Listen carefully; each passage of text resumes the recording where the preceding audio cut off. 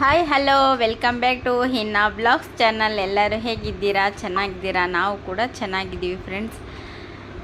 ಯಾರೆಲ್ಲ ಈ ಚಾನಲ್ನ ನೋಡ್ತಾ ಇದ್ದೀರಲ್ಲ ಫಸ್ಟ್ ಸಲ, ಹಾಗೆ ವಿಡಿಯೋಸ್ ಸಪೋರ್ಟ್ ಮಾಡಿ ಈ ಚಾನಲ್ನ ಸಬ್ಸ್ಕ್ರೈಬ್ ಮಾಡ್ಕೊಳ್ಳಿ. ನಾವು ಹಾಕುವಂಥ ವಿಡಿಯೋ ನಿಮಗೆ ಫಸ್ಟೇ ರೀಚ್ ಆಗುತ್ತೆ ಅಂತ ಕೇಳ್ಕೊಳ್ತೀನಿ. ಹಾಗೆ ಈ ವಿಡಿಯೋದಲ್ಲಿ ಏನೆಲ್ಲ ಆಯಿತು ಅನ್ನೋದು ನೋಡ್ಕೊಂಡು ಬರೋಣ ಬನ್ನಿ ಫ್ರೆಂಡ್ಸ್. ಇದು ಬುಧವಾರದ ನೈಟ್ ವ್ಲಾಗ್ ಅಂತಲೇ ಹೇಳಬಹುದು. ಸಂಜೆ ಟೈಮಲ್ಲಿ ನಾನು ವ್ಲಾಗ್ ಶುರು ಮಾಡಿದ್ದು. ನೈಟ್ ಟೈಮ್ ಸ್ವಲ್ಪ ಚಪಾತಿ ಮತ್ತು ಮೆಂತ್ಯ ಪಲ್ಯ ಹಾಕಿ ಎಗ್ ಬುರ್ಜಿ ಮಾಡಬೇಕು ಅಂತ ಪ್ಲ್ಯಾನು. ಹಾಗೆ ಈ ವಿಡಿಯೋ ಹೇಗೆ ಬರ್ತಾ ಇದೆ ಸ್ವಲ್ಪ ಕ್ಲಾರಿಟಿ ಕೊಡಿ, ಸ್ವಲ್ಪ ಕ್ಲಿಯರಾಗಿ ಬರ್ತಾ ಇದ್ದೀವಿ, ಅದರ ಸ್ವಲ್ಪ ಚೇಂಜಸ್ ಮಾಡಬೇಕಾ ಅನ್ನೋದು ಹೇಳಿ. ಯಾಕಂದರೆ ನನ್ನ ಹಳೆಯ ಫೋನು ಎಲ್ಲ ಏನು ಹೇಳ್ತೀರ ಅದಕ್ಕೆ ಒಂದು ನಿಮಿಷ ಇರಿ. ಡಿಸ್ಪ್ಲೇ ಹೋಗಿತ್ತು ಫ್ರೆಂಡ್ಸ್. ಅದರ ಸಲುವಾಗಿ 2 ವಾರದಿಂದ ನಾನು ವಿಡಿಯೋ ಹಾಕೋಕ್ಕಾಗಲಿಲ್ಲ. ಈಗ 2ನೇ ವಿಡಿಯೋ ಈ ಫೋನ್ಲಿಂದ ಹಾಕೋದು. ಹೆಂಗೆ ಬಂತು ಅನ್ನೋದು ಕಮೆಂಟ್ ಮುಖಾಂತರ ಹೇಳಿ. ಈಗ ಟ್ರೈಫೋಡ್ ಇಲ್ಲ ಫ್ರೆಂಡ್ಸ್. ಟ್ರೈಫೋಡ್ ಇಲ್ಲಾರ್ದೆ ನಾನು ವಿಡಿಯೋ ಹೆಂಗೆ ಶೂಟ್ ಮಾಡ್ತಾ ಇದ್ದೀನಿ ಅನ್ನೋದೇ ಒಂದು ಚಾಲೆಂಜ್. ಯಾಕಂದರೆ ನಾನು ಟ್ರೈಫೋಡ್ ಇದ್ದರೆ ನಾನು ವಿಡಿಯೋ ಶೂಟ್ ಮಾಡಬೇಕಲ್ವ, ಅಲ್ಲಿ ಟ್ರೈಫೋಡ್ ಜಸ್ಟ್ ಈ ಥರ ಅಲ್ಲೇ ಎಲ್ಲ ರೆಡಿ ಸೆಟ್ ಮಾಡಿಬಿಟ್ಟು ವಿಡಿಯೋ ಕಂಟಿನ್ಯೂ ಮಾಡ್ಬೋದಿತ್ತು ನಾನು. ಈಗ ಫಸ್ಟ್ ಫೋನ್ ನೀಟಾಗಿ ಅಡ್ಜಸ್ಟ್ಮೆಂಟ್ ಮಾಡಿ ಆಮೇಲೆ ವ್ಲಾಗ್ ಶುರು ಮಾಡೋಕ್ಕಾಗಿದೆ. ಅದ್ರ ಸಲುವಾಗಿ ಈಗ ನಾನು ಒಂದು ಡಬ್ಬದ ಮೇಲೆ ಇಟ್ಟಿದ್ದೀನಿ. ಕರೆಕ್ಟಾಗಿ ಶೂಟ್ ಆಗ್ತಾ ಇದೆಯೋ ಇಲ್ಲೋ ಅನ್ನೋದು ರೆಕಾರ್ಡಿಂಗ್ ಕೂಡ ಇದು. ಅದ್ರ ಸಲುವಾಗಿ ನಾನು ಈಗ ಟ್ರೈಫೋಡ್ ಹಳೇದೇ ಸ್ವಲ್ಪ ರಿಪೇರಿ ಮಾಡಿದ್ರೆ ಯೂಸ್ ಆಗುತ್ತೇನೋ ಅನ್ನೋದು ಅದು ಸ್ವಲ್ಪ ತಲೆ ಓಡಿಸ್ಬೇಕು ಫ್ರೆಂಡ್ಸ್. ಹಾಗೆ ಇಲ್ಲಿ ಹಿಟ್ಟು ಸಾಣಿಸೋದೆಲ್ಲ ಆಯಿತು. ಗೋಧಿ ಬೀಸ್ಕೊಂಡು ಬರ್ತೀವಲ್ವ, ನಾವು ಪಾಕೆಟ್ ಹಿಟ್ಟು ಕಡಿಮೆ ಯೂಸ್ ಮಾಡ್ತಾಯಿದ್ವಿ ಇತ್ತೀಚೆಗೆ. ಫಸ್ಟ್ ಅವೇ ಜಾಸ್ತಿ ಯೂಸ್ ಮಾಡ್ತಾಯಿದ್ವಿ. ಈಗ ಸ್ವಲ್ಪ ಹಿಟ್ಟೆಲ್ಲ ಸಾಣಿಸ್ಕೊಂಡು ಅದಕ್ಕೆ ಸ್ವಲ್ಪ ಉಪ್ಪು ಹಾಕಿ ನಾದ್ತಾ ಇದ್ದೀನಿ. ನೋಡಿ, ಮಗಳು ಬಂದು ನೋಡಿ ಶಾಕ್, ಫೋನ್ ಎಲ್ಲಿಟ್ಟಿದ್ದೀನಲ್ಲ ಅಂತ. ಈ ಮಮ್ಮಿ ಎಲ್ಲಿಟ್ಟಿದ್ದೀರಾ ವಿಡಿಯೋ ಶೂಟ್ ಮಾಡೋಕ್ಕೆ, ಕ್ಯಾಮ್ರಾ ಎಲ್ಲಿ ಫಿಕ್ಸ್ ಮಾಡಿದ್ದೀರಲ್ಲ ಅಂತ ಹೇಳ್ತಾ ಇದ್ದಾಳೆ. ಹೌದಮ್ಮ, ನಾನು ಸ್ವಲ್ಪ ಟ್ರೈಫೋಡ್ ಇಲ್ಲ ಕಾರಣ ಆ ಥರ ಅಡ್ಜಸ್ಟ್ಮೆಂಟ್ ಮಾಡಿಕೊಂಡು ವಿಡಿಯೋ ಶೂಟ್ ಮಾಡ್ತಾಯಿದ್ದೀನಿ ಅಂತ ಹೇಳ್ತಾ ಇದ್ದೀನಿ. ಕಿಚನ್ ರೂಮಲ್ಲಿ ಅಡ್ಜಸ್ಟ್ಮೆಂಟ್ ಮಾಡಿಕೊಂಡು ವ್ಲಾಗ್ ವಿಡಿಯೋ ಶೂಟ್ ಮಾಡ್ಬೋದು ಫ್ರೆಂಡ್ಸ್. ಈಗ ಇಲ್ಲ ಹಾಲಲ್ಲಾಗಲಿ ಬೇರೆ ಕಡೆ ಬೇರೆ ಏನಾದರೂ ಚಟುವಟಿಕೆ ನಾನು ವಿಡಿಯೋ ಶೂಟ್ ಮಾಡಬೇಕಂದ್ರೆ ಟ್ರೈಫೋಡ್ ಬಹು ಮುಖ್ಯವಾಗಿದ್ದು. ನೋಡೋಣ ಮುಂದೆ ಅದು ಸ್ವಲ್ಪ ರಿಪೇರಿ ಆಗಂಗಿದ್ರೆ ರಿಪೇರಿ ಮಾಡಿಸ್ಬೇಕು. ಹಾಗೆ ಸ್ವಲ್ಪ ಹಿಟ್ಟೆಲ್ಲ ನಾದ್ಬಿಟ್ಟು ಅದು ನೆನೆಗೆ ಬಿಟ್ಟು, ಈಗ ಅಮ್ಮ ಮೆಂತ್ಯ ಪಲ್ಯ ತಂದು ಕೊಟ್ಟಿದ್ರು, ಅದಕ್ಕೆ ಮೆಂತ್ಯ ಪಲ್ಯ ಎಲ್ಲ ಸೋಸ್ಕೊಂಡು ಬರೀ ನಾರ್ಮಲ್ ಎಗ್ ಬುರ್ಜಿ ಮಾಡೋ ಪ್ಲ್ಯಾನ್ ಇತ್ತು.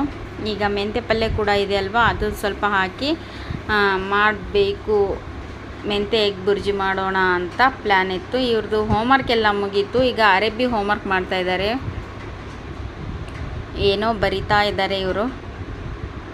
ಹಾಗೆ ಇವ್ರದ್ದು ಕೂಡ ಆಗಲಿ, ಯಾಕಂದರೆ ಸಂಜೆ ಬಂದು ಸ್ವಲ್ಪ ಇದು ಸ್ನ್ಯಾಕ್ಸ್ ಏನೋ ತಿಂದಿದ್ರು, ಅದ್ರ ಸಲುವಾಗಿ ಇವ್ರಿಗೂ ಕೂಡ ಸ್ವಲ್ಪ ಸ್ವಲ್ಪ ಲೇಟಾಗಿ ಆಗುತ್ತೆ ಅಂತ. ಇವಳದು ಎಲ್ಲ ಬರೆಯೋದಾಯಿತು. ಪೆನ್ಲಿಂದ ಬರೆಯೋಕೆ ಇನ್ನೂ ಈಗ ಶುರು ಮಾಡಿದಾರಲ್ವ, ಸ್ವಲ್ಪ ನೀಟಾಗಬೇಕು ಇನ್ನೂ ಅಕ್ಷರ ಅಲ್ಪೇನು.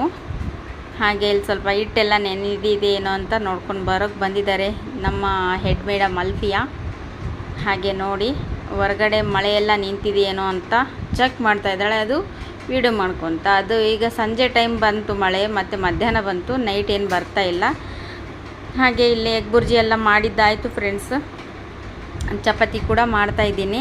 ನನ್ನ ಮಗನಿಗೆ ಈ ಥರ ಸ್ವಲ್ಪ ಜೋಳದ ರೊಟ್ಟಿ ಆಗಲಿ ಚಪಾತಿ ಆಗಲಿ ಈ ಥರ ಸ್ವಲ್ಪ ಒತ್ತಿಸ್ಬೇಕು, ಅವನಿಗೆ ಇಷ್ಟಪಟ್ಟು ತಿಂತಾನೆ. ಈಗ ಬನ್ನಿ ಊಟ ಮಾಡಿಕೊಂಡು ಮತ್ತೆ ಬ್ಲಾಗ್ ಕಂಟಿನ್ಯೂ ಮಾಡ್ತೀನಿ. Hi hello hello hello chapati ಬನ್ನಿ ಬನ್ನಿ ಡಿನ್ನರ್ ಮಾಡೋಣ. ಇಲ್ಲ ಜ್ಯೂಸ್ ಎಗ್ದು ಮೋಟ ಪಟ್ಟ ಬಂದು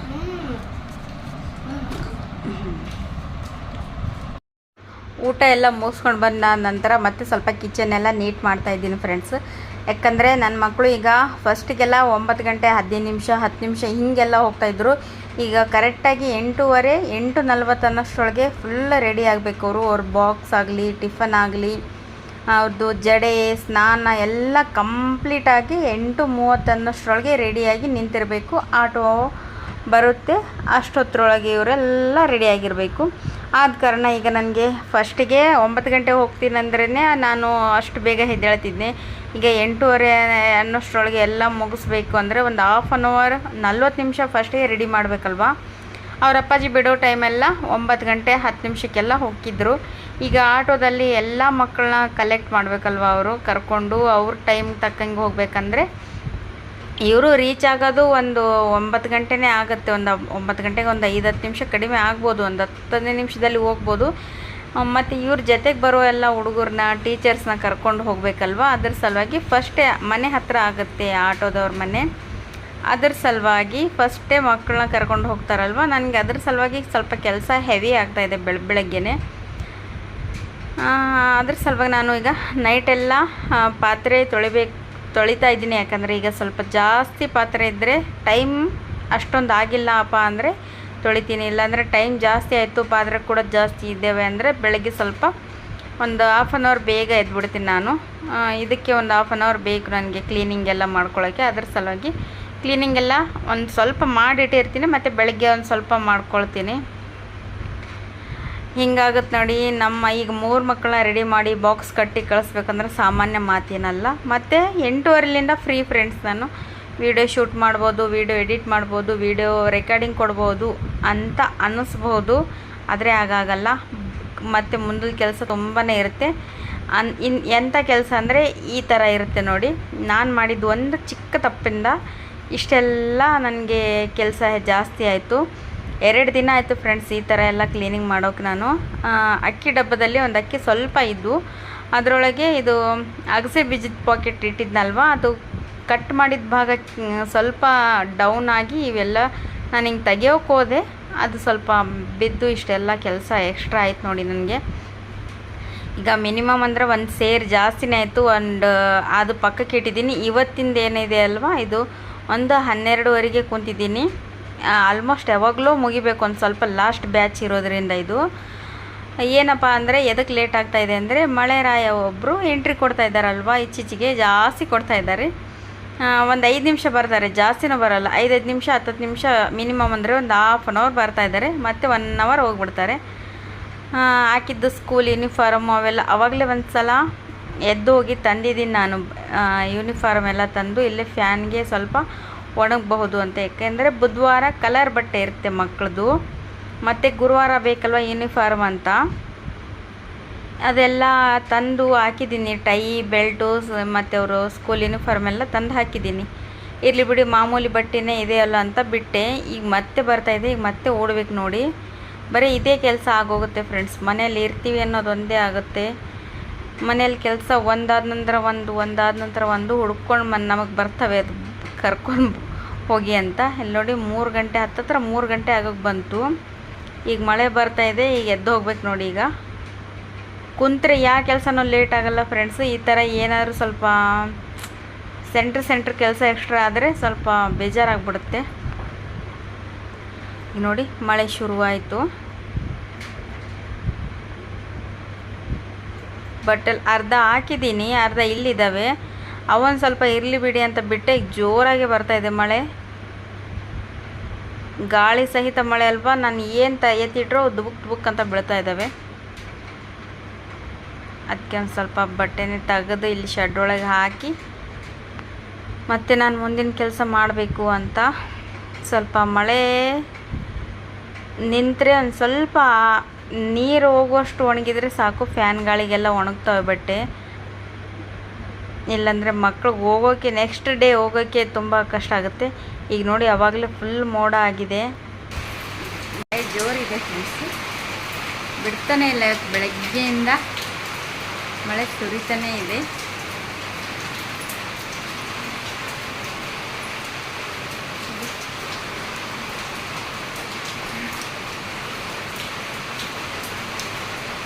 ಇದು ಸ್ವಲ್ಪ ತಲೆ ಸಿಕ್ಕಾಗ್ತಾ ನಡೀತಾ ಇದೆ. ನೋಡೋಣ ಮತ್ತೆ ಬ್ಲಾಗ್ ಕಂಟಿನ್ಯೂ ಮಾಡ್ತೀನಿ.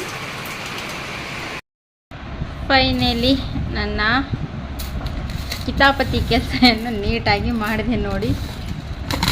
ನೋಡಿ ನಿನ್ನೆ ಇದ್ರಕ್ಕಿಂತ ಜಾಸ್ತಿನೇ ನಾನು ಆರಿಸಿದ್ದೇನೆ. ಇಷ್ಟು ಕೆಲಸಕ್ಕೆ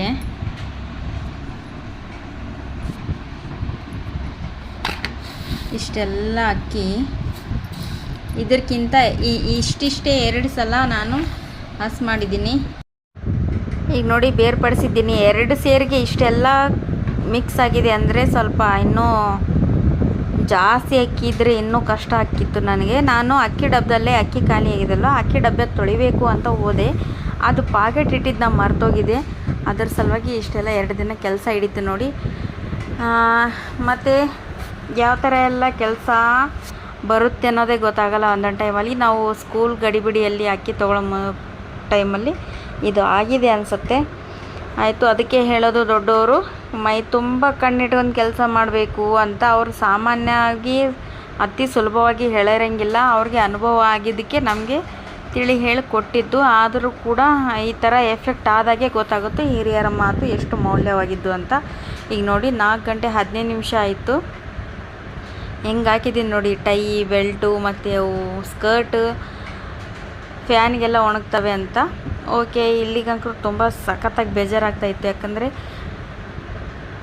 ಇದು ನಾನು ಕುಂದ್ರೋಕೆ ಮಳೆ ಬರುತ್ತೆ, ಮಳೆ ಬರ್ತಾಯಿದೆ ಅಂತ ಬಟ್ಟೆ ತೆಗೆದು ಹಾಕಿದ್ದಕ್ಕೆ ಕೂಡ ಮಳೆ ಹೋಗ್ತಾಯಿದೆ. ಹೀಗೆ ಬರೋದು ಹೋಗೋದು ಅದೊಂಥರ ನನಗೆ ಎಕ್ಸಸೈಸ್ ಆಗಿಬಿಟ್ಟಿದೆ ಫ್ರೆಂಡ್ಸ್. ಇದು ಅಕ್ಕಿದಂತೂ ಕಂಪ್ಲೀಟ್ ಆಯಿತು. ನನಗೆ ಅದೇ ಒಂದು ಹ್ಯಾಪಿನೆಸ್.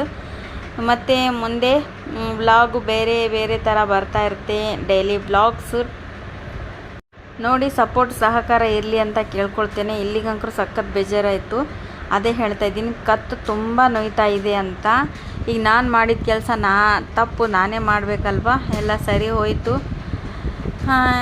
ಓಕೆ, ಸಿಗೋಣ ನೆಕ್ಸ್ಟ್ ವ್ಲಾಗ್ನಲ್ಲಿ ಫ್ರೆಂಡ್ಸ್. ಬಾ.